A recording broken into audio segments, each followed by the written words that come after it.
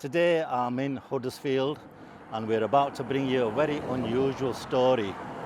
A story that relates back to Bradford, but involves a robbery, a death, an execution, and also towards the end of the video we shall visit a grave.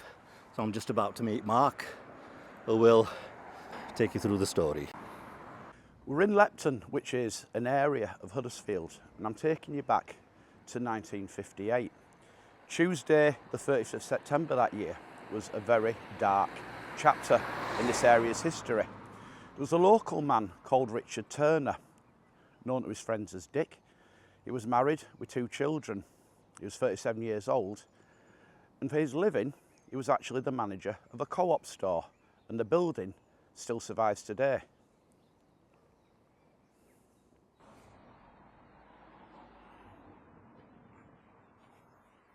So these former co-op premises are on Fenay Bridge Road, and Mr. Turner came here on the evening of Tuesday the 30th of September 1958 at about 9:30.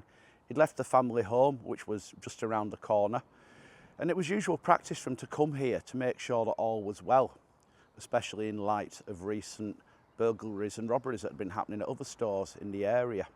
But he'd actually come here to grab some bacon as well for the following morning's breakfast.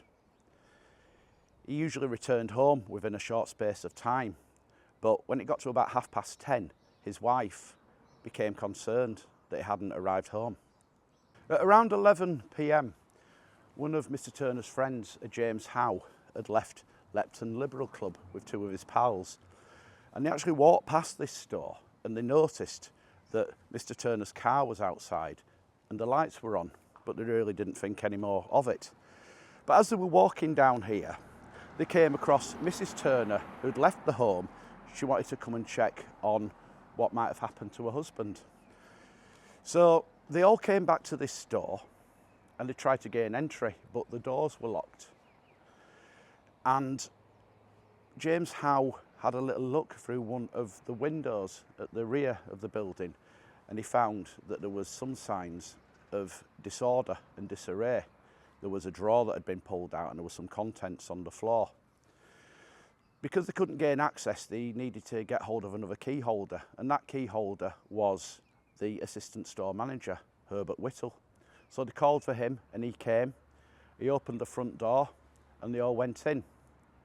One of James's friends went up the stairs to the offices, and he only made it halfway up the stairs, and he turned round and he came back down and he looked quite shaken. He didn't really say what he'd seen. So James went up the stairs himself, and to his horror, he discovered the body of his friend, Richard Turner, laying dead on the landing and also the stairs.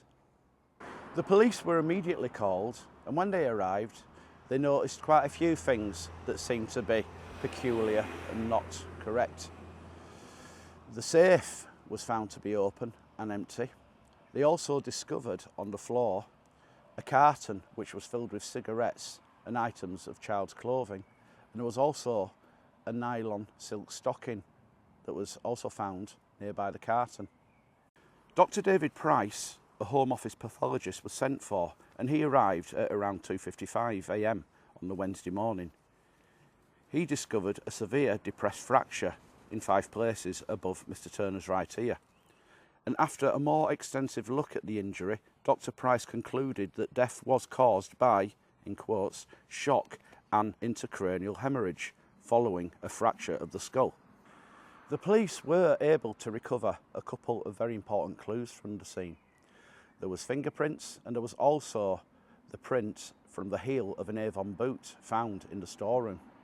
After taking everything into account, the police concluded with their view that Mr. Turner had actually interrupted a robbery at his store. So the police did a search of the area and the grounds surrounding the co-op, and they also interviewed quite a lot of local men, asking them for the fingerprints to try and eliminate them from their inquiries.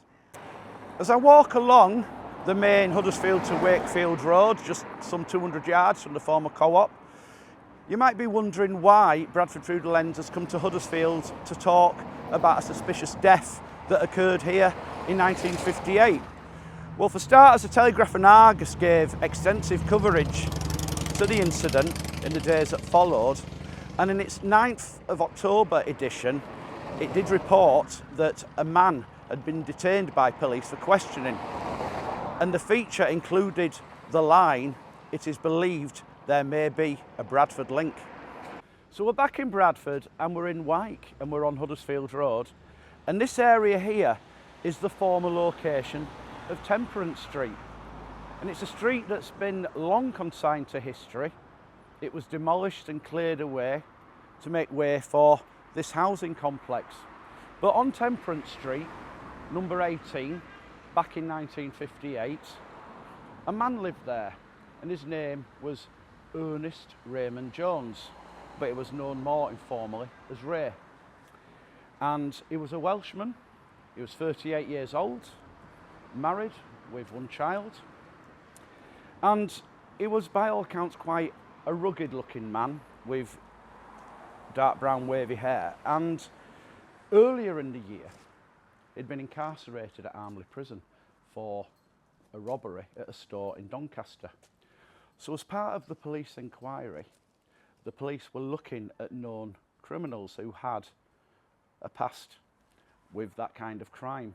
So they came knocking at the door of Ray 2 days after the Lepton incident, and the police wanted Ray to give an account of where he'd been on the evening of Tuesday the 30th of September, and he told them that he'd been at home all night watching television with his wife. Now the police appeared to be initially quite satisfied with that. However, they came back to Temperance Street on Sunday the 5th of October at 2:35 in the morning, which annoyed him because they told him they were going to take him down to the police station in the town hall for questioning, and his reply to that was, "What? At this time of the bastard night?" So when he was brought down here to the police station in the old town hall, Ray was informed that some witnesses had actually seen him in Huddersfield on the evening of Tuesday the 30th of September. So Ray changed his story. This time he was telling the police that yes, he had been in Huddersfield that day. He'd gone in the morning, he'd bet on 3 horses in the afternoon and won 24 shillings, and then in the evening he'd gone to a pub in the centre of Huddersfield, and he stayed there until about 9 o'clock, and then he went back to the pub an hour later to collect his wife. So after giving that account, Ray also provided the police with his fingerprints. And then upon leaving this police station, unbelievably, Ray told the chief inspector that he fancied a drink, but he had no money. So the chief inspector took him to a Bradford city centre pub, bought him 3 pints and a packet of cigarettes. However, the police would speak to 2 further witnesses that came forward with accounts that would be damning for Ernest Raymond Jones. His landlady had paid a visit to 18 Temperance Street after the robbery, and she said that she'd seen Ray's wife counting large amounts of silver coins that were being prepared to be taken to the bank in exchange for notes. Another witness said he'd met with Ray on the morning of the 30th of September in a Huddersfield cafe to negotiate a deal concerning a large amount of cigarettes that Ray was planning to sell. Ray told this witness he would meet him the following day with the cigs. When asked to give a more detailed account of the period between leaving the Huddersfield pub at 8:45 and returning there at 10 p.m, Ray said, "I'm saying no more. Put me in the fucking cells and get on with it." It was further put to him that his wife had been seen counting large amounts of coins. Ray said, "There's somebody been talking to you and I'm saying note." The police had also retrieved 2 pieces of evidence from Temperance Street. A dirty old Mac, which was found to have flakes of paint in the pockets which matched the paint of the store's windows. They also found a pair of burned boots. These had been found in the dustbin, and the boots had the distinctive Avon heel. After being charged with murder, Jones had no choice but to argue a defence given the strong evidence now against him. The murder trial commenced on Monday the 8th of December 1958 here in Leeds at the Town Hall. And the charge against Ernest Raymond Jones was that of capital murder. And it was a charge that the defence rejected. They said that it hadn't been Jones's intent to murder. And also, most importantly in their view, it couldn't have been capital murder because the robbery itself had actually taken place and had concluded. And Jones was actually exiting the building when he came across Richard Turner. As he took the stand, Jones spoke about the events of that Tuesday evening. He described how he'd broken into the storeroom of the shop through a window and he was looking round for cigarettes. He found some and he'd put them, plus some other articles, into a carton. He was asked, what did he do then? Jones replied, I went upstairs where I knew the safe was kept, and to my surprise, the safe door was open. I just opened it a little further and took what money there was inside. He'd put the money in his pocket and he was about to leave the premises. But as he started to go down the stairs, he heard a click and a light had come on in the downstairs room. He then heard somebody coming up the stairs.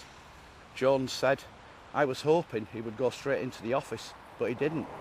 Jones was asked, what did you do? He said, I pushed him as hard as I could and I turned and ran down the stairs through the shop. Jones denied any intention of causing bodily harm. His reply to that was, no sir, definitely not. Mr. Turner just went forward and I went straight down the stairs. I was in a hurry to get out. I thought he would be after me. A further question that was put to Ernest Raymond Jones concerned the aftermath of the event and what might have been reported in the papers. He was asked why he hadn't gone to the police to report what had actually happened in the store that evening. He said, in the papers that I saw on the Wednesday, there were big headlines that said man battered to death. I didn't think it was possible that I'd done such a thing. I was afraid to go and tell them the truth of my breaking and entering because I thought they would blame me for the whole lot. Once all the evidence had been heard, the jury of 10 men and 2 women retired to find a verdict. And after 40 minutes, they returned with just one, guilty of capital murder. The verdict of capital murder back in 1958 warranted the death sentence, death by hanging. The court clerk asked Jones if he had anything to say.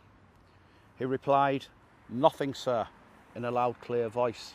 It was said that he stood unmoved and he held up his head when Mr. Justice Hinchcliffe put on the black cap. After being sentenced to death, Jones wheeled smartly round in the dock and walked unaided to the steps leading down to the cells.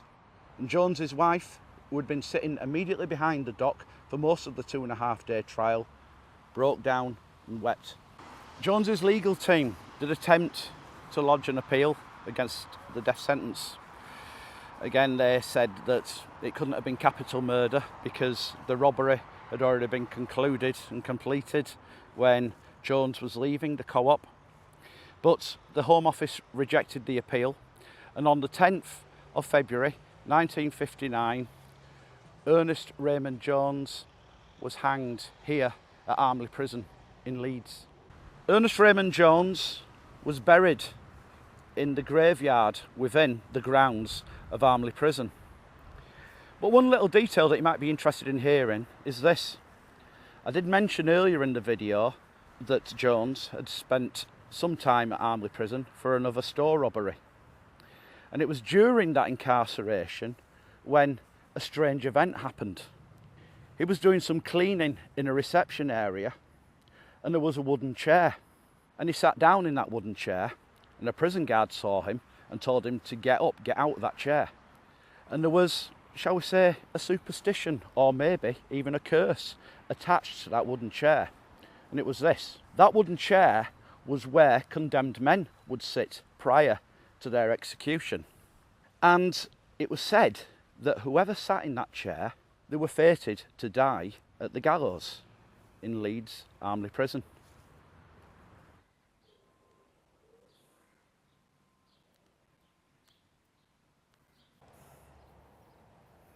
It's only fitting that at the end of this video we return to Lepton And we're in the churchyard of St John the Evangelist, and it was here where Richard Turner was buried. And we'll take you to the grave now. Conducting the funeral service was the Vicar of Lepton, Reverend Pritchard. And he asked the people present, if you know of anything that might assist the authorities in capturing or tracing the murderer, speak up now. He also added, what happened is happening only too often in this land of ours, and it's a very sad reflection on a certain section of our society. If this foul deed was committed by a youth, then he is only one of the many who are putting terror into the lives of many. I hope that whoever has done it is a very unhappy man, and that his conscience will disturb him and may be the means of bringing him and his senses to justice. The final resting place of Richard Turner. Very, very nice grave, very well kept. And you can also see that his wife joined him, but she had to wait nearly 50 years for that. She lived until 2007.